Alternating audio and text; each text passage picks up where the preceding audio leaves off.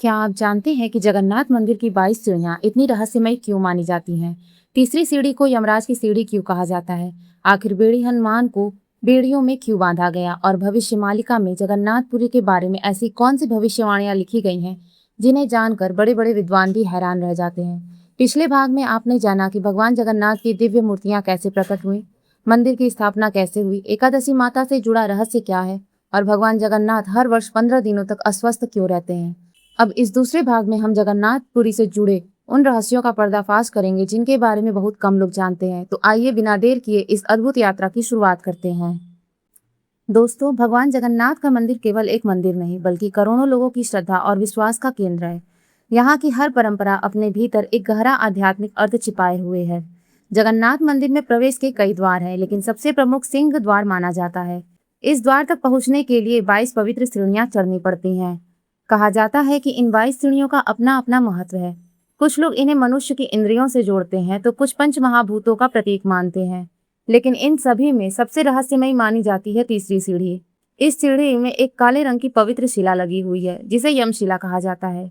लोक मान्यता के अनुसार कलयुग की शुरुआत में यमराज ने देखा कि भगवान जगन्नाथ के सच्चे भक्त उनके दर्शन से मोक्ष प्राप्त कर रहे हैं।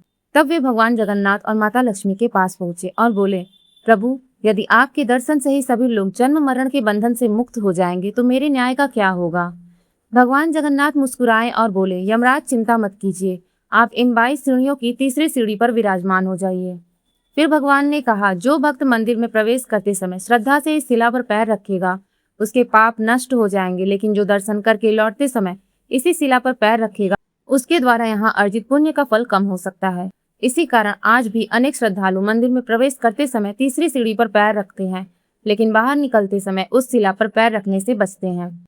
लेकिन दर्शकों, यह तो केवल शुरुआत है। जगन्नाथ धाम का रहस्य केवल 22 सीढ़ियों तक ही सीमित नहीं है। मंदिर के शिखर पर लगा नील चक्र भी अपने आप में एक बड़ा आश्चर्य माना जाता है। मान्यता है कि यह केवल एक धातु का चक्र नहीं बल्कि भगवान विष्णु के सुदर्शन चक्र का प्रतीक है। कहा जाता है कि आप पूरी शहर में किसी भी दिशा में खड़े होकर मंदिर को देखें, नील चक्र हमेशा आपकी ओर ही दिखाई देता है। यही कारण है कि दूर दूर से आने वाले श्रद्धालु सबसे पहले मंदिर के शिखर पर लगे नील चक्र को प्रणाम करते हैं और फिर भगवान जगन्नाथ के दर्शन के लिए आगे बढ़ते हैं। लेकिन नील चक्र से भी अधिक आश्चर्य की बात उसके ऊपर लहराने वाला पवित्र ध्वज है। वर्षों से हर दिन भगवान जगन्नाथ के मंदिर के शिखर पर नया ध्वज चढ़ाया जाता है। यह परंपरा सदियों से बिना रुके चली आ रही है। सबसे हैरानी की बात यह है कि यह सेवा करने वाले सेवायत मंदिर के ऊंचे शिखर पर बिना किसी आधुनिक सुरक्षा उपकरण के चढ़ते हैं। इतनी ऊंचाई पर चढ़कर वे नील चक्र के ऊपर नया ध्वज बांधते हैं और पुराने ध्वज को उतारते हैं। यह दृश्य देखने के लिए दूर दूर से लोग आते हैं। कई बार जब सेवायत शिखर के किनारे झुककर ध्वज बांधते हैं तो नीचे से देखने वालों को ऐसा लगता है मानो वे हवा में लटके हुए हों। यही कारण है कि यह परंपरा लोगों को और भी अद्भुत लगती है। श्रद्धालुओं का विश्वास है कि यह कार्य केवल साहस से नहीं बल्कि भगवान जगन्नाथ की कृपा से ही संभव हो पाता है। ऐसी मान्यता है कि जब तक मंदिर के शिखर पर भगवान का पवित्र ध्वज लहराता है तब तक भगवान की कृपा पूरे जगन्नाथ धाम पर बनी रहती है। इसलिए यहाँ आने वाले भक्त नील चक्र और ध्वज दोनों को श्रद्धा से प्रणाम करते हैं। लेकिन दर्शकों, जगन्नाथ धाम के रहस्य यही समाप्त नहीं होते। अब हम उस रहस्य की ओर बढ़ते हैं जिसके बारे में जानकर हर कोई हैरान रह जाता है। आखिर महाबली हनुमान, जो स्वयं भगवान राम के सबसे प्रिय भक्त और तीनों लोगों के महान योद्धा माने जाते हैं, उन्हें जगन्नाथपुरी में बेड़ियों से क्यों बांधा गया? क्या सचमुच इसके पीछे भगवान जगन्नाथ की कोई विशेष लीला थी? इस कथा को सुनकर शायद आप भी आश्चर्य में पड़ जाएं। हम सभी जानते हैं कि महाबली हनुमान भगवान शिव के रुद्रावतार हैं। वे केवल अपार शक्ति के ही नहीं बल्कि बुद्धि, विनम्रता और भगवान के प्रति अटूट भक्ति के भी प्रतीक हैं। इसी कारण उन्हें भगवान का सबसे महान सेवक और रक्षक माना जाता है। लोक मान्यता के अनुसार भगवान जगन्नाथ ने अपने पवित्र धाम की रक्षा का दायित्व स्वयं हनुमान जी को सौंपा था। जिस प्रकार उन्होंने महाभारत के युद्ध में अर्जुन के रथ की रक्षा की थी, उसी प्रकार कलयुग में वे जगन्नाथ मंदिर और पूरी धाम की रक्षा करते हैं। इसी कारण मंदिर की चारों दिशाओं में हनुमान जी के अलग अलग स्वरूप स्थापित हैं। पूर्व दिशा में फतेह हनुमान, पश्चिम दिशा में कानपटा हनुमान, उत्तर दिशा में अष्टभुजा हनुमान और दक्षिण दिशा में 12 भाई हनुमान विराजमान हैं। श्रद्धालुओं का विश्वास है कि ये चारों स्वरूप आज भी चारों दिशाओं से जगन्नाथ धाम की रक्षा करते हैं। इन्हीं में सबसे प्रसिद्ध है बेड़ी हनुमान मंदिर, जो समुद्र के निकट स्थित है। इससे जुड़ी एक रोचक कथा सुनाई जाती। कहा जाता है कि पहले समुद्र की ऊंची ऊंची लहरें कई बार मंदिर के पास तक पहुंच जाती थी। तब भगवान जगन्नाथ ने हनुमान जी से कहा, हनुमान, इस पवित्र धाम की रक्षा अब तुम्हारी जिम्मेदारी है। ध्यान रखना कि समुद्र की कोई भी लहर मंदिर की मर्यादा को पार न कर सके। हनुमान जी ने भगवान की आज्ञा स्वीकार कर ली और पूरी निष्ठा से अपने कर्तव्य में लग गए।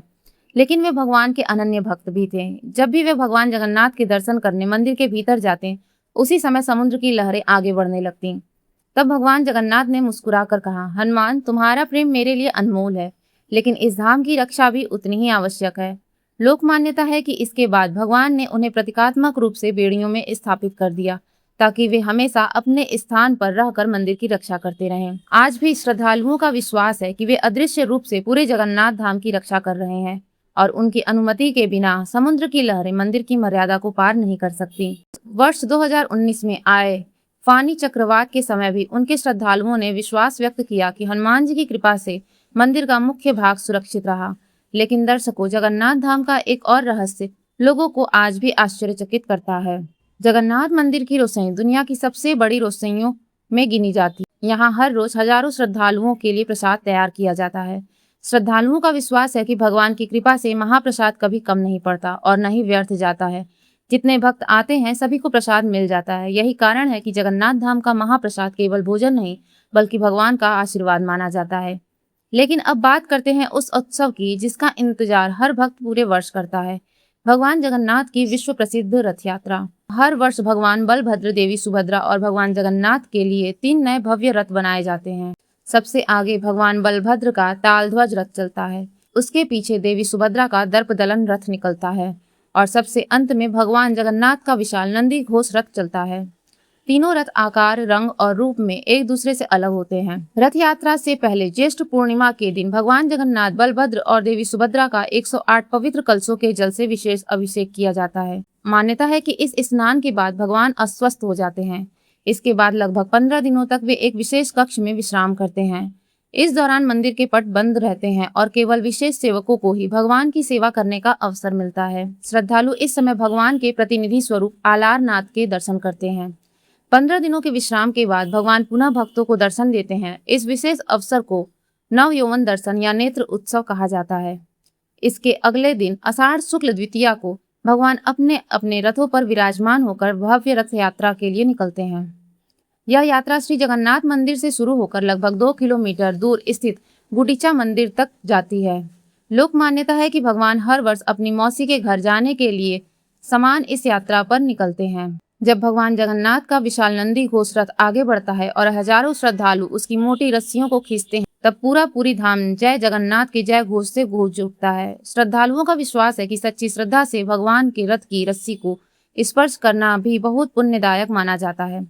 रथ यात्रा शुरू होने से पहले एक विशेष परंपरा निभाई जाती है, जिसे छेरा पहरा कहा जाता है। इस परंपरा में पुरी के गजपति महाराज स्वयं सोने की झाड़ू से भगवान के रथ और यात्रा मार्ग की सफाई करते हैं। यह परंपरा हमें सिखाती है कि भगवान के सामने राजा और सामान्य व्यक्ति में कोई भेद नहीं होता। गुंडीचा मंदिर पहुंचने के बाद भगवान कुछ दिनों तक वहीं विराजमान रहते हैं। फिर हेरा पंचमी और बहुधा यात्रा जैसी परंपराओं के बाद भगवान पुनः अपने मंदिर लौट आते हैं। लेकिन दर्शकों, जगन्नाथ धाम का सबसे रहस्यमय अध्याय अभी बाकी है। क्या सचमुच भविष्य मालिका में कलयुग के अंत के संकेत बताए गए हैं? आइए इस मान्यता को विस्तार से समझते हैं। जब भी कलयुग के अंत की चर्चा होती है, तब जगन्नाथपुरी का नाम अवश्य लिया जाता है। हमारे कई प्राचीन ग्रंथ जैसे स्कंद पुराण, भविष्य पुराण, भागवत पुराण और विष्णु पुराण धर्म की पुनः स्थापना और कलयुग के अंतिम समय का उल्लेख करते हैं। इसी तरह ओडिशा का प्रसिद्ध ग्रंथ भविष्य मालिका भी लोगों के बीच बहुत चर्चित है। लोक मान्यता के अनुसार लगभग 16वीं शताब्दी में संत अच्युतानंद दास ने इस ग्रंथ की रचना की थी। कहा जाता है कि उन्होंने भविष्य में होने वाली अनेक घटनाओं और कलयुग के अंतिम समय से जुड़े कई संकेतों का वर्णन किया था। इसी कारण बहुत से लोग मानते हैं कि जगन्नाथ धाम का युग परिवर्तन से विशेष संबंध है। कहा जाता है कि भविष्य मालिका में बताए गए कुछ संकेत समय के साथ लोगों के बीच चर्चा का विषय बने। सबसे पहले बात करते हैं मंदिर के शिखर से जुड़े एक संकेत की। लोक मान्यता है कि सामान्य दिनों में मंदिर के शिखर और नील चक्र पर पक्षी बहुत कम बैठते हैं, लेकिन कुछ लोगों के अनुसार वर्ष 2020 में वहां बाज और गिद्ध जैसे पक्षी दिखाई दिए। कई लोगों ने इसे भविष्य मालिका में बताए गए संकेतों से जोड़कर देखा। इसके बाद दूसरा संकेत मंदिर के प्राचीन बरगद के वृक्ष से जुड़ा माना जाता है। वर्ष 2019 में आए भीषण फानी चक्रवात के दौरान मंदिर के पास स्थित लगभग 600 वर्ष पुराना बरगद का वृक्ष गिर गया। इसके कुछ समय बाद पूरी दुनिया में कोरोना महामारी फैल गई। इसी कारण कुछ लोगों ने इन घटनाओं को भविष्य मालिका में बताए गए संकेतों से जोड़कर देखना शुरू कर दिया। एक और संकेत मंदिर के शिखर से पत्थर गिरने की घटना से जोड़ा जाता है। लोक मान्यता है कि यदि ऐसा हो तो उसे बड़े परिवर्तन या युग परिवर्तन का संकेत माना जाता है। कुछ वर्ष पहले ऐसी घटना सामने भी आई थी, लेकिन आश्चर्य की बात यह रही कि भारी भीड़ होने के बावजूद किसी भी श्रद्धालु को कोई नुकसान नहीं पहुंचा। हालांकि इन सभी बातों को धार्मिक मान्यताओं और लोक विश्वास के रूप में ही देखा जाता है। इनके बारे में अलग अलग लोगों की अलग अलग राय हो सकती है, लेकिन एक बात निश्चित है कि भगवान जगन्नाथ के प्रति करोड़ों लोगों की श्रद्धा आज भी पहले की तरह अटूट है। तो दर्शकों, आज आपने जाना कैसे 22 पवित्र सीढ़ियां और यमशिला से जुड़ी मान्यताएं आज भी लोगों की आस्था का हिस्सा है। कैसे नील चक्र और उस पर हर दिन चढ़ाने वाला ध्वज सदियों पुरानी परंपरा का प्रतीक है।